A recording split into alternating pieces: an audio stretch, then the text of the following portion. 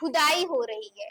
दरअसल इसमें मजदूर जो है वो मरम्मत नहीं कर रहे, किसी चीज को ठीक नहीं कर रहे, बल्कि एक ऐसी लाश को निकाल रहे हैं जिसे पत्नी ने मारकर बाथरूम में दफना दिया। जी हाँ, बिल्कुल सही सुन रहे हैं आप। दरअसल पत्नी ने पहले अपने पति को मारा, फिर अपने ही घर के बाथरूम में उसे दफना दिया। इस खबर में हम आपको पूरी घटना विस्तार से बताएंगे। नमस्कार, आप देख रहे हैं न्यूज़ पीआर और मैं हूँ आपके साथ ऋतु। आगरा से एक ऐसी घटना निकलकर सामने आई है जिसने सभी को झकझोर कर रख दिया है। कभी अपनी मंगेतर होने वाले पति को मौत के घाट उतार दे रही है, तो कभी पत्नी जो है अपने ही पति को मार कर जो है वो बाथरूम में दफना दे रही है।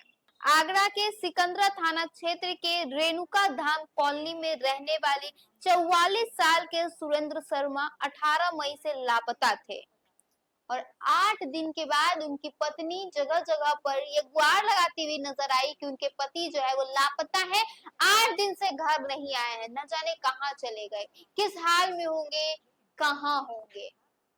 सबको लगा कि उनके पति गायब हो गए हैं, लापता हो गए हैं।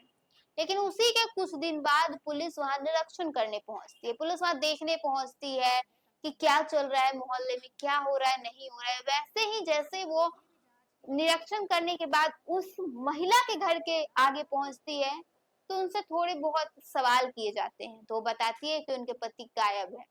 जब पुलिस और थोड़े सवाल करती है तो अपने ही जवाब में महिला पूरी तरह से फंसती हुई नजर आती है। उसके बाद पुलिस को संदेह होता है और पुलिस और भी चीजें जानने की कोशिश करती है। जैसे ही महिला फंसने लगती है, वो बार बार अपने पति को भाई को कॉल लगाती हुई नजर आती है और तुरंत अपने पति के भाई को बुलाती है। जैसे ही उनके पति के भाई आते हैं, उसके सुनिए कि क्या कुछ वो कहते हुए नजर आए। बात को लेके झूठ बोलती थी जी। तो मैंने उसकी थोड़ी तहकीकात करी।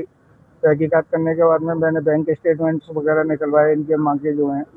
तो उसके आधार पर मैंने इससे फिर पूछा मैंने कि अगर तुझे कोई परेशानी है या किसी भी चीज़ से तू डर रही है या कोई तूने करा है या वो तुझसे कुछ कह के गया है तो मैंने मुझे बता, मैं तेरी मदद करूंगा। मैंने कि मैं तुझे कुछ नहीं होने दूंगा। मैंने तू एक बार बस खाली मुझे बता तो दे कि मुझसे ये गलती हो गई है या मुझसे ये कह के गया है वो। लेकिन फिर उसने कल तक नहीं बताया। फिर आज मेरे पास में उसका कॉल आया कि आप घर आओ, तो मैं सुबह 6 बजे घर आया था इसके बाद। यहाँ पर हाँ, यहाँ आपका भाई और आपकी हाँ, भाई की वाइफ ये मेरी भाई दोनों रहते हैं। अब उन्होंने फिर सुबह मुझे अपना कन्वेंस किया। मैंने उससे पूछा, मैंने कि कहाँ है? बोले यहीं है घर पे।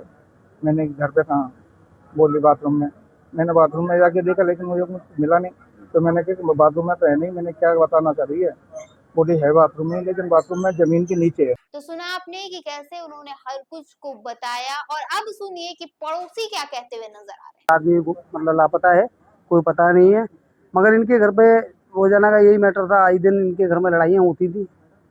आदमी दारू पीने के चक्कर में अपनी वाइफ में मार वार लगाता था कि पैसे दे मुझे, कहीं से भी लाके पैसे दे। इस चक्कर में इन दोनों में आपस में काफी विवाद होता था और आदमी की जो कंडीशन थी वो कोई काम वाम करता नहीं था, कुछ करता नहीं। तो सुना आपने कि कैसे उन्होंने बयान दिया कि कैसे कैसे ये घटना हुई, कैसे पत्नी ने अपने पति को मौत के घाट उतार दिया और फिर वो अपने ही घर में दफना दिया और बीते 1.5 महीने से उन्हीं के साथ घर में रह रही थी।